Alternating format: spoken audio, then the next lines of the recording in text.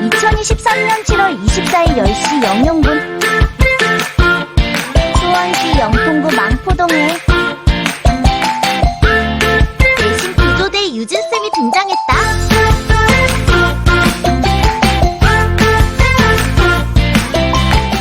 우리 마지막 수업이네요. 와. 네, 마지막 수업이라서 너무 아쉬워요. 자, 아쉬워하는 여러분들께 14강을 선물해 드리도록 하겠습니다. 네, 선물 2번. 이렇게 째려보지 마, 얘들아. 자, 14강. 조선 후기. 이제 우리가 조선 후기를 배우고 있는데, 이 조선 후기에 뭐가 흔들려요? 그렇죠. 신분제가 흔들리고 있어요. 신분제의 동요와 농민분기 배워보도록 하겠습니다. 자, 우리 일단은 수업 진도 나가기 전에 지난 시간에 배웠었던 거 다시 한번 확인해 보도록 하겠습니다. 우리 지난 시간에 영조정조 배웠던 거 기억나요? 영조정조의 그렇지, 탕평. 개혁 정치를 배웠었죠. 18세기 조선의 르네상스라고도 불려지는 시기라고 말씀드렸었습니다. 자, 이 영조께서 펼쳤었던 정책은 두 가지를 기억해 놓으면 좋다 그랬어요. 무슨? 그렇죠. 민생 안정과 그리고 민생 안정과 탕평 정치. 이 두 가지를 기억해 놓으면 좋다. 복습하기도 용이하다라고 말씀드렸었어요. 민생 안정의 대표적인 정책 뭐가 있었을까요? 바로 두 필씩 내던 군포를 몇 필로 줄여줘요? 그렇지, 한 필로 줄여주는 무슨 법? 네, 균역법이 있었다. 균역법이 있었다. 자, 탕평이 뭐예요?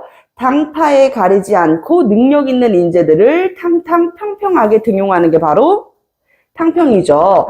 그래서 이 탕평 정치를 이야기하면서 근데 영조를 지지한 세력들이 대부분 누구였어? 노론 세력들이었잖아. 그치? 우리 이 서인 세력들이 노론과 소론으로 나눠진다는 얘기 했었죠. 그쵸? 노론 세력이 영조를 지지를 했었단 말이야. 그러니까 이제 소론이나 아니면은 정계에서 더 이상 이제 참여를 하지 못하게 되는 남인 세력들 같은 경우에는 영조가 얘기하는 탕평 정치 쉽게 믿기 어렵겠죠. 영조께서도 이걸 알고 있었어. 그래서 성균관 입구에다가 뭘 세워요?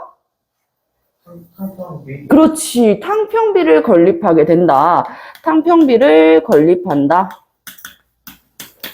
탕평비 건립하면서 인사의 권한이 있었던, 특히 자신의 이 후임자를 직접 천거할 수 있었던, 천거라는 제도는 추천제도라고 말씀을 드렸었어요. 천거할 수 있는 이 권한을 폐지시키면서 이 관직의 권한을 엄청나게 약화시킵니다. 그 관직 무엇이었을까요? 한때 김효원과 심의겸이 이 자리를 놓고 싸우기도 했어요. 뭐였죠? 맞아요. 이조전랑이죠. 이조전랑. 너무 잘 배웠다, 여러분들. 이조전랑을, 권한을 약화시킨다. 이렇게까지 배웠었던 것들 다 기억나시죠? 어렵지 않죠? 이제 이것뿐만이 아니라 붕당의 근거지였었던 어디도 철폐했었어요? 오! 굿! 서원 철폐. 오늘 우리가 배워볼 흥선대원군도 마찬가지로 전국에 이 서원을요, 47개, 사익서원 47개만 남겨놓고 다 철거를 하게 됩니다. 폐지를 해요. 서원 철폐. 또 요 정도만 기억해도 지난 시간에 영조는 끝. 그리고 편찬사업 하나만 더 얹어서 갑시다. 편찬사업, 영조께서 편찬한 경국대전의 속내용, 더 부가적으로 들어갔으면 좋겠는 내용 뭐였었죠? 그렇지, 속대전.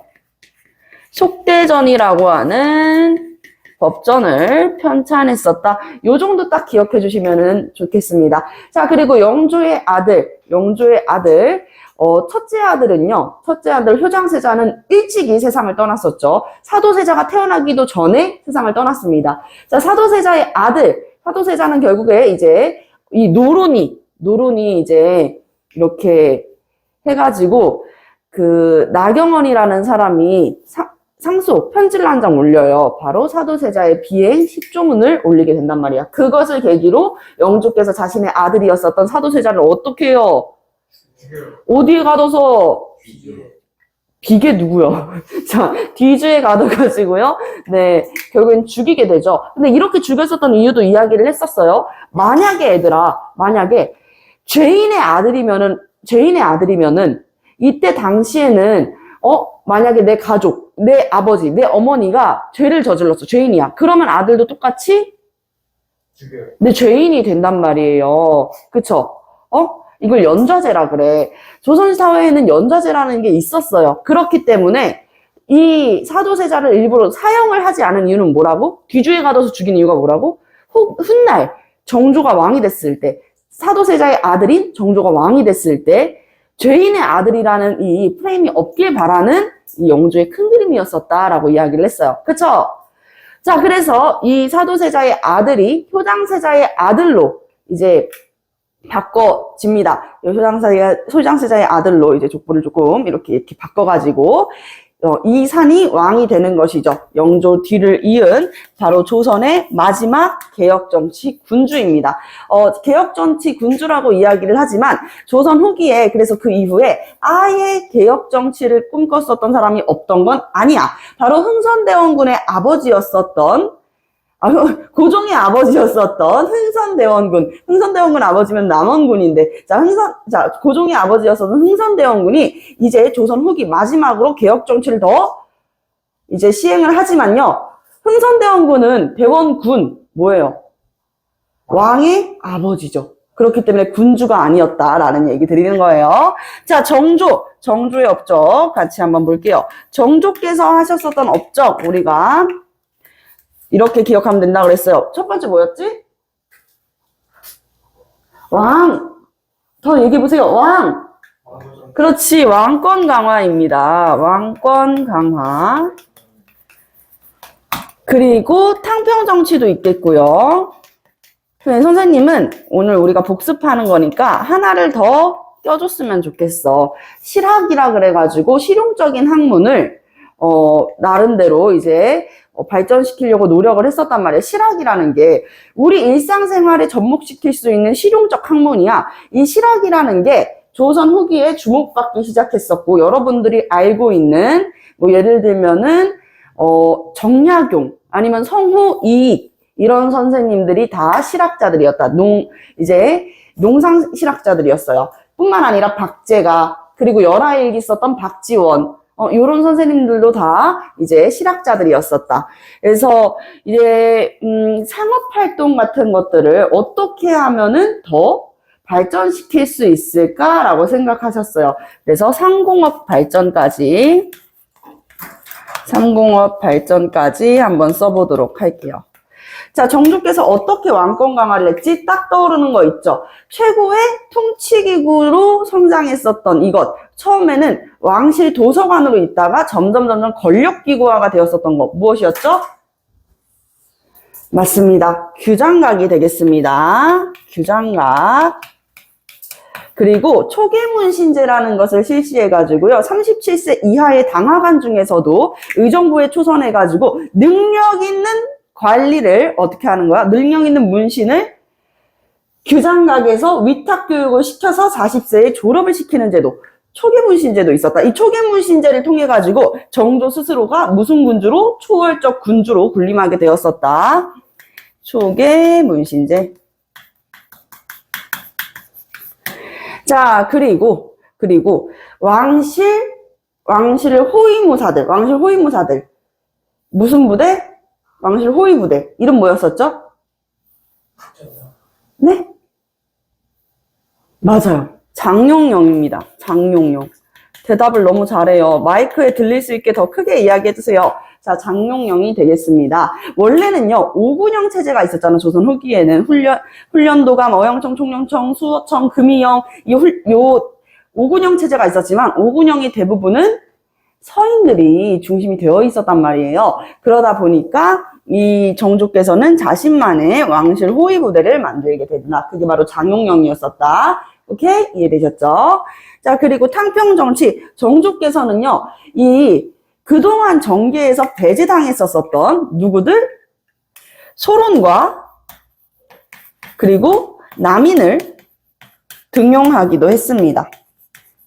소론과 남인들을 등용했었고, 그렇다고 그러면은 노론은 아예 등용을 하지 않았냐?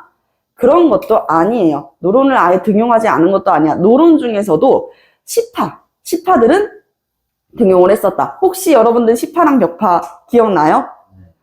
기억나요? 좋아요. 자, 그러면은 시파랑 벽파가 있는데, 사도세자의 죽음을 안타까워했었던, 사도세자의 죽음은 너무 과한 처우이다라고 얘기했었던 게 벽파랑 시파 중에 누구예요? 시파. 그렇지, 시파. 자, 그럼 벽파는요, 뭐예요? 사도세자의 죽음은 당연하다라고 이야기했었던 사람들이야. 이해되죠? 이해되죠? 그래서 시파들도 등용을 했습니다. 이렇게 등용된 사람이 최재공과 그리고 여러분들이 알고 있는 정주의 남자 정약용이 있다. 자, 그리고 마지막 상공업의 발전을 위해 가지고요. 우리가 신해통공이라고 하는데, 신해통공. 시전상인이 뭘까? 나라에 허가받은 상인들이야. 시전상인의 권한을 낮추고 이제 자유롭게 상업활동을 하는, 나라에 허가받지 않은 상인들의 이 상업활동도 자유롭게 보장해줬어. 그게 신해통공인데, 이거를 이야기하자면은 금난정권을 폐지했다라고 볼 수 있어요. 이거를 많이 어려워하더라고. 다시 한번 설명을 해줄게요. 금난정권 폐지라는 것은 이렇게 끊어가지고 보면 돼. 난전의 권한을 금지하는 것을 폐지했대. 난전의 권한을 금지하는 게 무엇이냐면, 우리 영화 같은 거, 여러분들의 이해를 돕기 위해서 쉽게 말씀드리는 겁니다. 영화 같은 거를 보면은요, 영화에서 막 그런 거 있잖아. 길거리에서 나무를 파시는 할머님, 흔히 볼 수 있죠. 뭐 포장마차.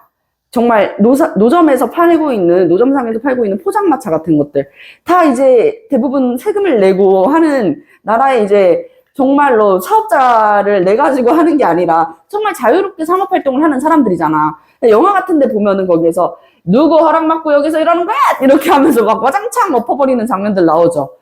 그게 난전의 권한을 금하는 것이라고도 볼 수가 있어. 뭐냐면 그냥 나라에서 허가받지 않은 사람들이 자유롭게 상업활동을 하는 것을 막을 수 있는 권한이 누구한테 있었다? 국가의 허가받은 상인들한테는 있었다는 거야. 시전 상인들이 가지고 있었던 권한이 난전의 권한을 금지시키는 거. 근데 이거를 어떻게 한 거야? 못하게 한 거야. 야, 그냥 난전들도 상업활동하게 냅둬.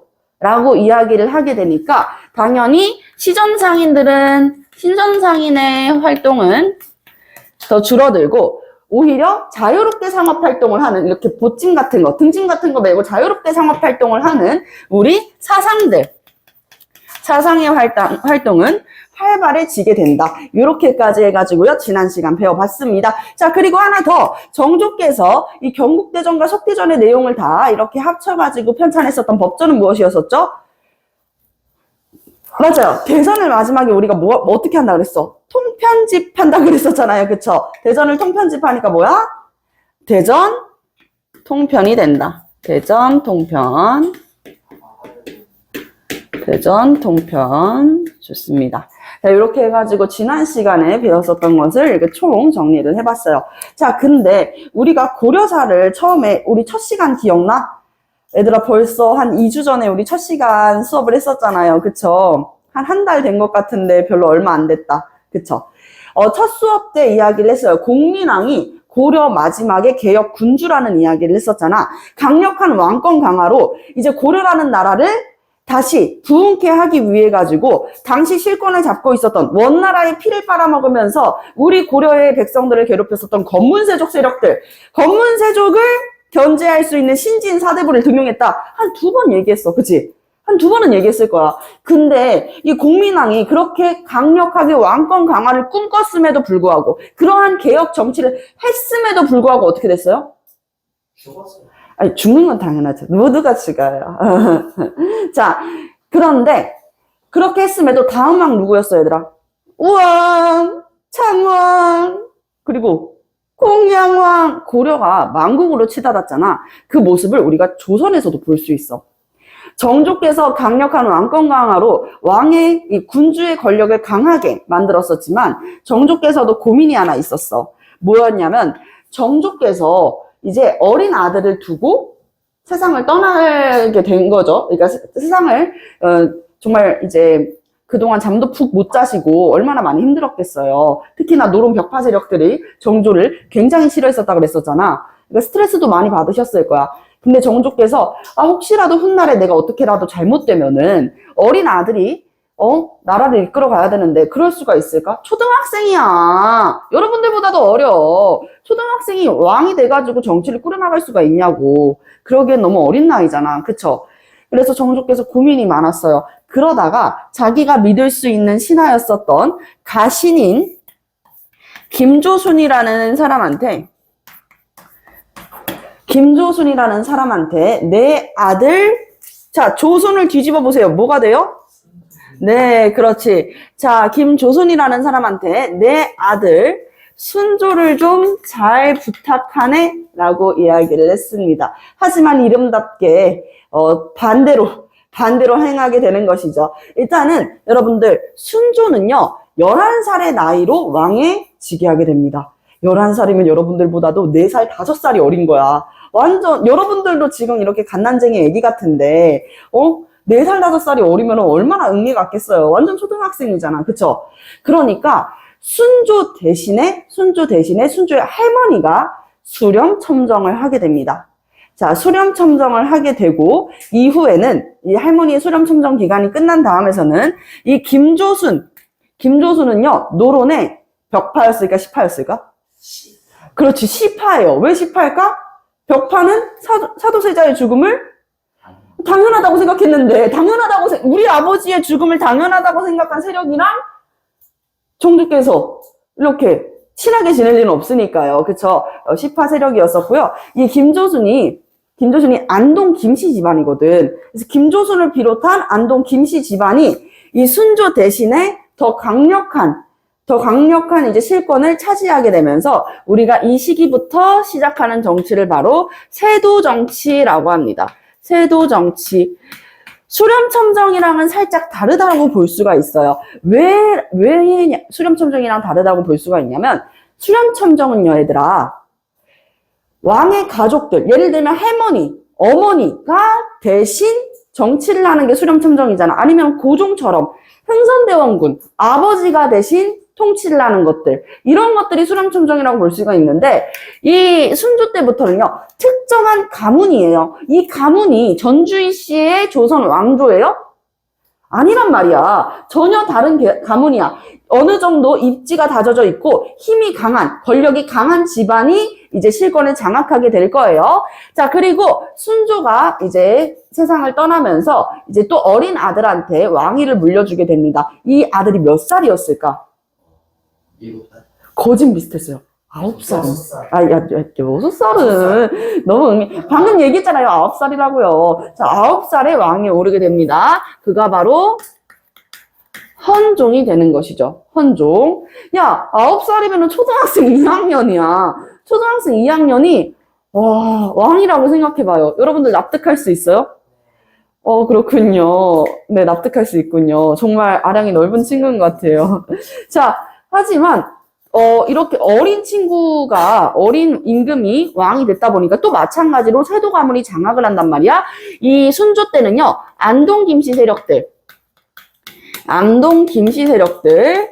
특히 이제 김조순을 비롯했었던 안동 김씨 세력들이 정권을 꽉 잡게 됐었고요. 자, 그리고 헌종 때는요, 풍양 조씨입니다. 풍양 조씨 세력이 또 실권을 꽉 쥐게 되는데, 대표적인 인물은요, 조씨 중에서도 조만영이라는 인물이 있었습니다. 저 안동 김씨는 다 죽은 거예요? 네? 죽었다니요? 그게 무슨 말이에요? 안동 김씨는 어떻게 된 거예요? 왜? 아니요. 이 특정한, 그러니까 축출당한 거는 아니고요. 이 세도 가문들끼리에서도 어느 정도 이제 권력에 대한 쟁쟁한 다툼이 있었던 거지. 선생님이 여기 대표적인 가문들만 썼는데 질문 잘했어요. 이 안동김 씨, 그리고 풍양 조씨뿐만 아니라 뭐 반남박 씨들, 이런 특정한 세도 가문들은 더 여럿 있었습니다. 우리가 이해를 돕기 위해 가지고 선생님이 시기별로 딱딱 나눠가지고 설명을 드리고 있는 거예요. 자, 그리고 헌종이 9살의 나이에 왕이 올랐었다 그랬잖아요. 여기서부터 문제가 하나 발생해. 무슨 문제? 나이가 너무 어리니까. 뭐가 없어? 후사가 없는 거예요. 후사. 자, 뒤를 이을 후사가 없으니까 우리 세도 가문들은요, 머리를 씁니다. 어떻게든 해가지고 뒤를 이을 수 있는. 하지만 너무 똑똑하지는 않은, 우리의 말을 잘 들을 수 있는 그런 세도 가문을 어떻게 하게 돼? 그런 왕을 데리고 오고 싶은 거야. 근데 전주 이씨 중에서 쟁쟁한 전주 이씨 집안, 왕족 혈통은 이미 거진 다 축출당했어. 그래서 아무리 찾아봐도 왕으로 삼을 만한 사람이 없는 거야. 근데 딱 발견했지. 몰락한 전주 이씨 가문. 지금은 강화도에 가가지고 살고 있는 바로 강화도령이라고 불려지는 철종을 데리고 오게 돼요. 철종은 강화도에서 이제 살고 있었는데 거진 글조차 모를 정도로 조금, 원래는 왕이 되기 위해서는 무슨 교육을 받아요? 뭐 왕자 교육도 받고 왕실 교육도 받잖아. 근데 그런 교육과는 거리가 멀어가지고 철종께서는요, 글도 잘 모르셨다 그래요. 까막눈이었다고 이야기가 전해지기도 한단 말이야. 글을 잘 읽을 줄 모르셨다라고 할 정도로.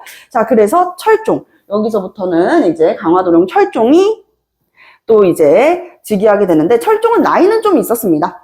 나이는 좀 있었지만 19살이었는데 그에 불구하고 19살이면 성인이거든요. 그쵸? 근데 아무것도 아는 게 없잖아. 그러니까 또 그거를 명분 삼아가지고 이번에는 또 누가? 안동 김씨들이 실권을 차지하게 된다. 안동 김씨가 실권을 차지하게 된다. 여기까지 이해되셨어요? 자, 그래서 우리가 이렇게 순종, 헌종, 철종까지 약 60년에 걸쳤었던 시기를 뭐라고 부른다고요? 세도정치기라고 부른다고요. 아시겠죠? 특정한 세도 가문이 왕보다 더 강력한 실권을 장악하고 있었던 시기. 자, 세도 가문의 이 뒷받침이 되었었던 권력기구가 있어. 세도 가문들은 왕이 아니잖아. 의정부나 육조를 막 드나들 수 있어요? 어렵죠. 요정부나 육조는요, 왕권을 강화하기 위한 기구였었잖아. 그치? 왕의 권력을 뒷받침해주는 기구였죠. 그쵸? 그러다 보니까 이 세도 가문들은 어디에서 주로 여론을 형성하고 권력을 키웠었냐? 따라합니다. 비변사. 아주 좋아요. 비변사입니다. 비변사는 원래요, 우리 삼포 외란 이후에 만들어졌었던 변방의 치안을 방비하는 임시기구였었잖아. 근데 이 임시기구가 이제 을묘외란 이후부터는 점점 상설화가 되더니 어떻게 된 거야? 권력기구, 임진왜란 이후에는 권력기구의 양상을 띠기도 했었다. 자, 그러면서 세도정치기에는 아예 비변사가 강력한 정치기구로 이렇게 이용이 된다는 것이죠. 아시겠지요? 네. 자, 그래서 이 세도정치기, 선생님, 근데 나이가 어리면은요, 당연히 다른 사람이 대신 정치를 해줄 수도 있죠. 그런데 대체 왜 이 세도정치기를 조금 비관적으로 이야기를 하세요? 라고 할 수가 있는데, 이때 백성들이요, 많이 힘들었어요. 그래서 신분제가 실제로 흔들리기도 했었고, 그리고 농민봉기가 빈번하게 일어나기도 했습니다. 기근에 시달리기도 했었고요. 풍년과 반대되는 말 뭐예요? 흉년이죠. 그쵸? 흉년에 시달리기도 했었습니다. 자, 그래서 여기 한번 지워보고, 그럼 세도정치 때 어떤 변화가 있었는지도 같이 한번 이제 알아보도록 할게요. 자, 세도정치기, 일단은 뭐가 가장 힘들었었냐면요. 여러분들 요거를 알고 있으면 될 것 같아요. 비변사의 권한이 강해지면서 특정한 세도 가문이 강해졌다 그랬잖아. 그러니까 이 세도 가문들도 있잖아. 뭘 하고 싶겠어요? 권력. 그리고 권력은 어차피 쥐고 있으니까 뭐도 쥐고 싶어? 돈. 그렇지. 잘 알고 있네요. 이런 거는. 돈도 손에 쥐고 싶은 거야. 그래서 어떤 방법을 사용하게 되냐? 매매하다, 매도하다, 매수하다. 판매하고 구매하는 거야. 판매하고 구매하는 거야. 무엇을? 관직을. 알겠죠? 관직을 우리가 사고 팔고 하는 것을 매관매직이라고 합니다. 따라합니다. 매관매직. 매관매직. 네, 매관매직이 성행하기 시작해요. 관직을 사고 파는데, 이게 우리 아마 남학생들은 좀 잘 알걸? 이게 그냥이 아니라 기간제 아이템이에요. 우리 피파 하는 친구들, 만약에 손흥민 카드가 딱 떴어요. 근데 기간제 3일이야. 그럼 여러분들은 3일 동안 뭐 할까? 그렇지. 무조건 손흥민을 내 구단에다 넣어가지고 메인으로 넣고 엄청나게 이제 쓸 거 아니야. 선생님도 여학생들이 혹시라도 이해를 잘 못할까봐 선생님도 게임을 안 하지만 그 카트라이더는 조금 하는 편이란 말이에요. 카트라이더가 이렇게 차 운전하는 게임인데 차 운전하는 걸 좋아해. 자, 근데 선생님 만약에 이번에 카트가 새로 나온 신형 카트야. 엄청 잘 나가. 모든 아이템도 막 다 막을 수 있어. 그런 막 신형 카트가 있는데 딱 3일만 준대요. 그럼 나는 그 3일 동안 이 카트만 쓰지 않을까, 얘들아? 말 그대로 나는 본전을 뽑기 위해서라도 엄청나게 그 카트만 쓰지 않겠어요? 여러분들도 그렇지 않아요? 친구가 예를 들어가지고 뭔가 물건을 빌려줬어. 3일이야. 3일 동안 엄청나게 쓰지 않겠어요? 사람의 심리는 나 어쩔 수가 없나 봐. 근데 이 메간 매직, 내가 돈 주고 구매한 관직이 뭐라고? 기간제라고. 그러니까 그 기간 안에 뭘 하려고 그러겠어? 말 그대로? 그렇지. 본전을 뽑으려고 그러겠지. 어떤 친구가 저녁반에서 뽕을 뽑아요! 막 이렇게 얘기하는 거야. 그래서, 맞아. 사람들의 심리는 다 그럴 수밖에 없어. 그러니까, 이렇게 돈을 주고 관직에 오른 사람들이 주로 뭘 하는 줄 알아? 자, 관직이 할 수 있는 권한이 뭐겠어요? 세금을 수취할 수 있는 권한이 있지. 세금을 어마무시하게 수취합니다. 세금을 엄청나게 걷어요. 그것을 우리가 삼정의 문란이라고 해요. 메간 매직이 성행하면서 이제 돈 주고 관직을 산 사람들이 어떻게 해서든지 내가 관직에 있었을 때 더 많은 돈을 사람들한테 뜯어내기 위해 가지고 어떻게 한다? 삼정이 문란해진다. 세금을 수취하는 세 가지의 이 세금 수취 제도가 세 가지 하나 둘 셋 1, 2, 3 하나 둘 3 세 개가 문란해지는 거예요. 삼정의 문란. 우리가 이것을 땡정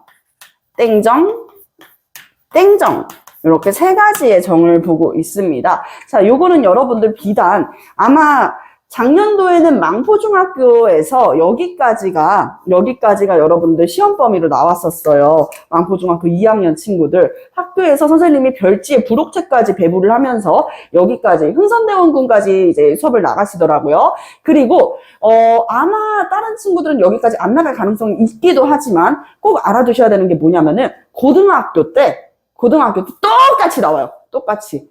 늘 얘기해. 고등학교 1학기 기말고사 때 이 단어 나온다. 그러니까 지금부터 여러분들 머릿속에 착착착착 쌓아두셔야 됩니다. 자, 일단은요. 문란했었던 이 삼정의 문란 중에 첫 번째 바로 전정입니다. 따라합니다. 전정. 네, 전정. 아주 좋아요. 누가 이렇게 귀여운 목소리로 전정 이러면서 따라하고 있는 거야. 아주 좋아요. 더 큰 목소리로 따라해주세요. 이 전자는요. 무슨 전일까? 맞아요. 밭전자예요. 밭전자입니다. 자, 한자 이렇게 쓰면 맨날 혼난다는 거 알면서도 획수가 고쳐지지가 않네요. 자, 요게 밭 모양을 하고 있는 밭전자죠. 즉슨 무슨 세금이에요? 토지에 대한 세금이죠. 지전세가 되는 거예요. 토지에 대한 세금. 그래서 요거는 토지에 대한 세금인데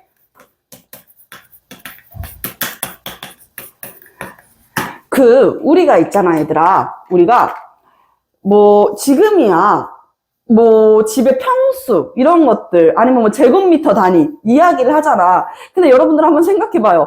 야, 너네 집 몇 평이야? 요즘도 이런 질문하는 애들이 있나? 선생님 때는 조금 질문 많이 했거든. 너네 집 몇 평이야? 막 이런 거 막 질문하고 그랬었어요. 그러면은 우리 집 18평이야? 이러면은, 헐, 우리 집 21평인데 너네 집보다 잘 산다. 막 이게 진짜로.